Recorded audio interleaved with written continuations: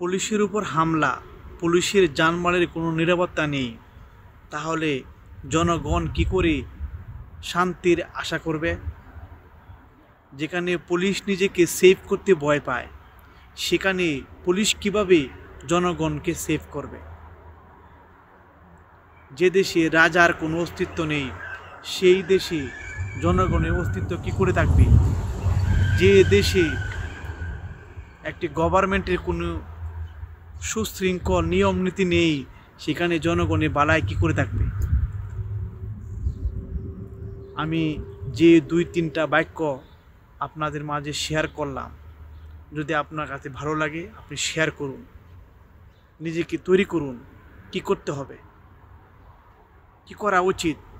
আমাকে দাবি পূরণ করার জন্য রাস্তায় নেমে আসতে হবে। আল্লাহ মানুষকে সৃষ্টি করিয়াছে সর্ব উৎকৃষ্টভাবে, আর সেই মানুষ সর্বনিকৃষ্টতম কাজ করছে রাস্তায় নেমে এসে।